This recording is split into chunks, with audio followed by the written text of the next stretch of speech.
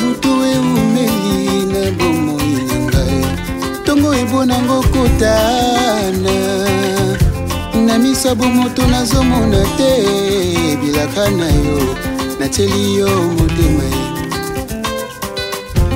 olobaki nakozala mokila te nakozala moto Igues la coiffe ikote Papa na Kerwan éternel Kenaya Kanda taba ikote Sensi Nganda taba Fenenene Nganda taba Chez Hugues la coiffe ikote Papa na Kerwan éternel Kenaya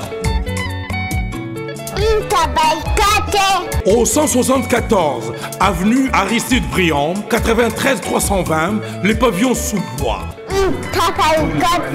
À la petite porte à gauche, association Hugues Ikoté.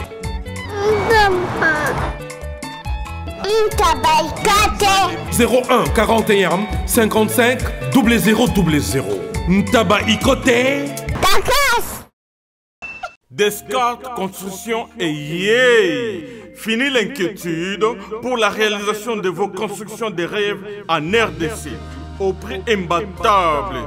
Grâce à votre entreprise installée en RDC uniquement pour vous, spécialisée en construction, réfection, bâtiments, immeubles, vente de terrains, travaux publics, avec les ingénieurs architectes qualifiés au prix incroyable. Descartes Construction est aussi spécialisée en luminosité des bâtiments et éclairage public, installation des systèmes d'alerte, intrusion pour des maisons et véhicules et tout d'autres services. Nous acceptons aussi les paiements par tranche au prix incroyable. Pas d'hésitation avec Descartes Construction. Vous ne serez jamais déçus. Pour tout contact, notre email est descartesconstruction@gmail.com. Notre numéro de contact plus 447 93 92 82 813 et appelez-nous pour Kinshasa plus 243 89 91 56 86 2. Descartes Construction à Tozana Mbongo Moké, opération Tongana RDC. L'agence d'export et d'import Michel Atlantic Shipping et yé bana ya Canada, bana ya USA, bomitungisa lisusuté. Pour tous vos achats et ventes de voitures, pièces de rechange et les accessoires possibles. Na koti na ba koli na bino na Kinshasa, bomitungisa penzate. Please, bakoya koza koli tinanda. Pour tout contact, benga Michel Lukadi. Plus 1 508 371 60 43 USA na Canada. Pour la Kinshasa, benga na plus 243 89 551 30 38. Michelo Atlantic Shipping. Yaboye. Bazuwapi. Hugues la coiffe Ikoté. Salon Hugues la coiffe Ikoté. Une machine de transformation des hommes et femmes. Regardez-moi comment je suis. Vilain. Mais attendez, 2 minutes. Bogart.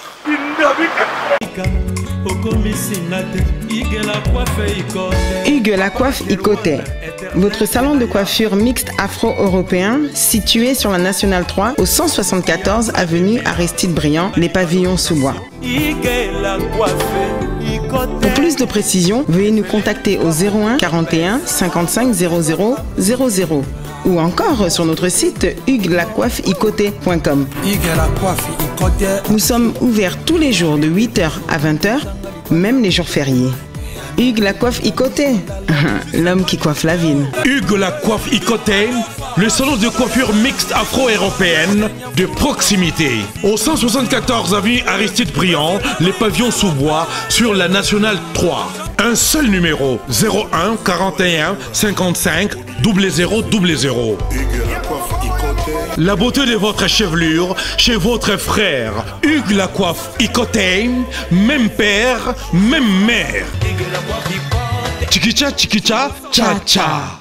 La beauté peut nous changer. Salon Hugues la coiffe Ikoté. Quelle beauté, sexy pour les femmes, dindindi pour les hommes. Bonjour très chers internautes, vu que nous suivez depuis partout dans le monde. C'est pour moi un grand honneur de pouvoir vous présenter cette émission.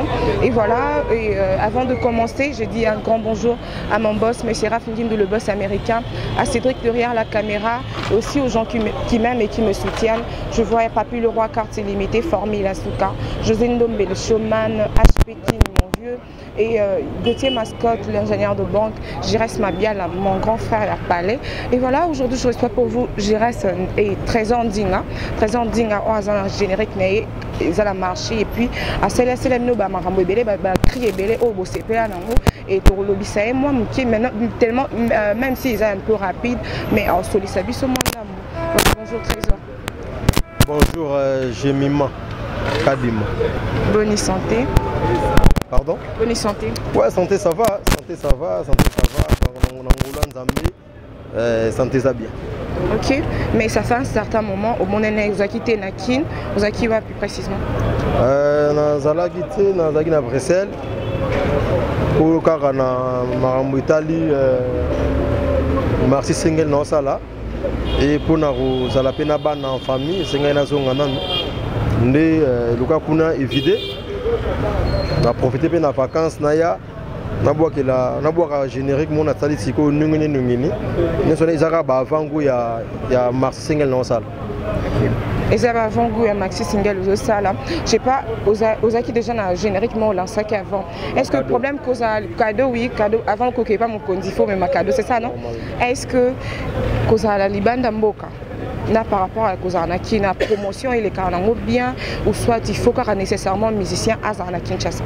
Bon normalement pendant logique il faut nécessairement musicien à Zanakin pour y mora landelango on so y mora na qui ne na plus marmebele si na na poto mais mission to ça té comprendre donc voilà il fallait ngamona Zanakin pour la promotion mais là ça là il va biso to na trop na kinité c'est ça parce que tout ça na soutien za makasi pendati na olinga tenga na kata na bamisa bamona gilde zo kata na mabe yango mona mona ko umela na mona keba comprendre mabiso mo beba mo lo mo boy isenga moi na mona ba partout soda malgré na kibonzambe meteni équipe donc voilà quoi ba continue la bango pédelo donc la possibilité ça pena kende fa na kende gar mo soki possibilité ça na ngoto ba continue comprendre mais soki possibilité ça na ngo robeta na biso qu'est-ce qui fait que au monde so vani na kin trop au ko chité ba monsieur ba mono chité pour nini ba sponsor ba zalaté pour na kini awa ya maramunyo c'est ya malé bon tant le ba ya na zo lancer appel na ba sponsor na ba to ba soutenir rabatu que artiste oyo tant les ali maramebele ali et c'est nga promotion ya maramebele et c'est nga soutien et l'union fait la force donc voilà souvent na kini ngai déranger ngate mais c'est qu'il faut na sala na makambo o na yebi kizoya parce que na sola ki makambo yo na Mamadou Aricho venanga brakata de Bruno Carlos Emiko bispace ambiance to sola ki même na venanga Merlin Bao ba grève faut la lié bomatita zola moyen mo côté ba faire dans makambo na ngo pepele. Est-ce que tu peux rapidement brièvement éloigner ça là au long quartier là est-ce que ça c'est parce que on a commis capable il faut na longwa ou bien il s'est passé quelque chose donc avec quoi dans le bas qui a ça album Asuka nous na comprendre que il doit vivre à nos sang dans ça album souté et vaut mieux ngapena ebelangonga na tracer chemin il a tracé chemin et que ne guitar comme makas voilà dans carrière na aux alaka na quartier là. Bonjour fais ça code papa. Mais papa, JB Service, ils offrent partout dans le monde, au Canada, États-Unis, partout même à Londres, base de calamité JB Service, ils ont comme un service là-bas. Là, bien à moi, pour la Yébi Gabiti, Samia Yébi JB Service, ils en arrêtent. Mais puis, ils vont prendre et comme à Paris. Ah, on a besoin de Bretagne, on a Nantes, on a Pontivy, on a Saint-Brieuc, on a Loudéac, on a Angers, on a Léman.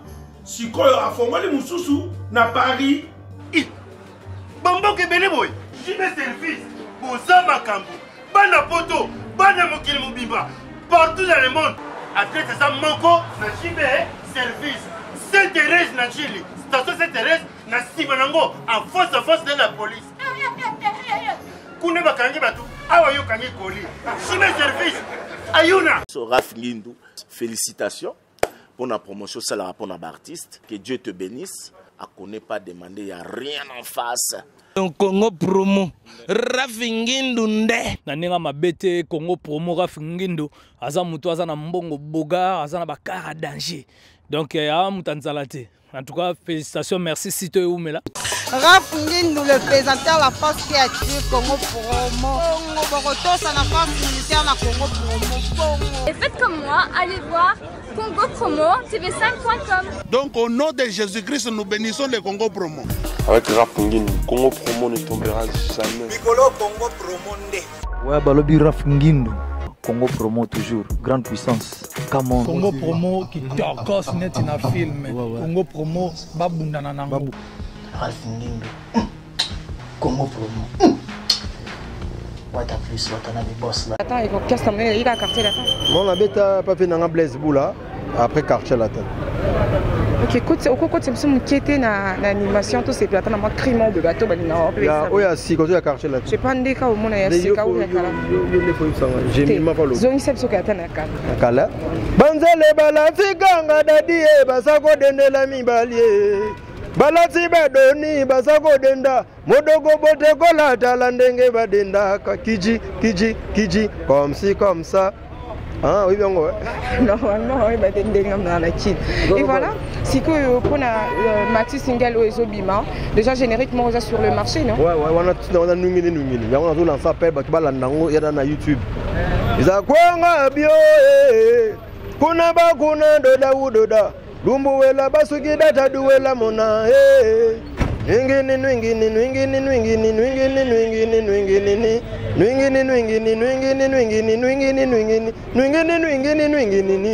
le logo on voit qu'il y a 2 jours déjà yango na batela qui ça déjà écho déjà c'est bon donc tout est non.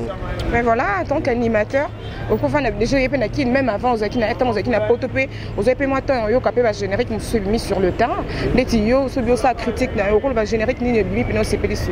En tout cas, ba générique tout est micro yo ko nga ba beti bien mais ba beti ka ne ba betaka. Comme ça yango. Donc Yessika Zati. Yessika. Ba beti bien mais ba beti ka ne ba betaka. Genre côté instrument ou soit na ba cri. Ba cri, ba beti ka ne ba betaka. Ba beti bien, beti ka ne ba betaka. Jusqu'où apporter nini? Ngana yena maramsusu nwingini. Déjà wa club boy. Nwingini. E maramsusu. E maramsusu na tango yo kango. E maramsusu. OK, doit toujours chuter parce que là ils ont interviewé mon gars l'écolo. Je ne sais pas. Le mot de la fin na yo par rapport à Batbalinga Kayo, Batbalinga musique na ozo senga bango nini. Batbalinga ngai bo continuer ko linga ngai. Batu bolinga nga te boluka boye banga bo linga ngai. Donc bamote na ngai kaka na bato o mingi basoutenaka ngai nati masala nga partout du nord à mes personnels et Segozali Clover Ntingi Magloire Robin Paris Michel Lutumba tendancier donc Brita Zimakanda Papa Poto bamote Junior Galiano Jimmy Kiniga yo bidologie ni middle esthétique ndeko na mno yeyo na sara boulot président Mungenga président de tous les présidents yo yebi.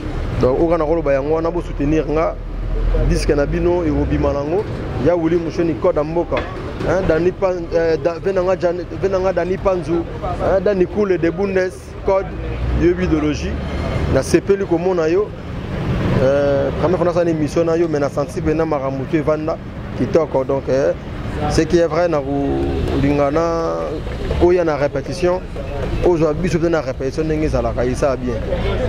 Merci beaucoup. Merci. Voilà, merci beaucoup très chers internautes.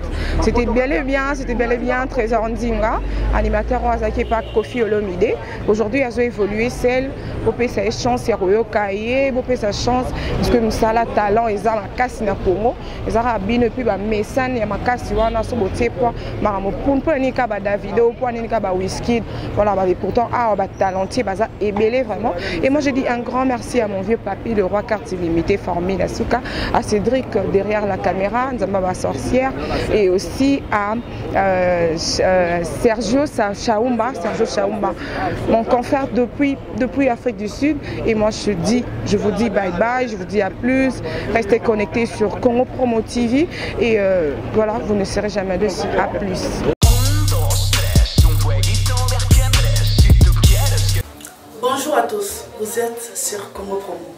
Si vous aimez plus de vidéos, cliquez le bouton en bas. Abonnez-vous à masse. Moi, Bérodès, je me suis déjà abonné. Il reste que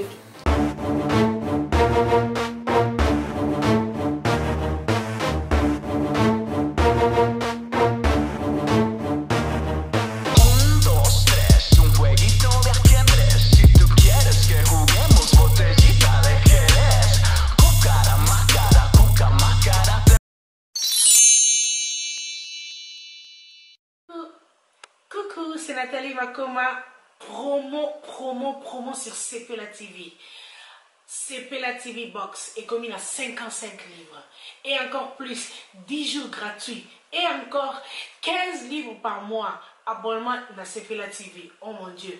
En profitez. Boya, parce que promotion, et Zaline coupé la moto. Cepela TV. Wow. It's the best. Nathalie Makoma. À bientôt.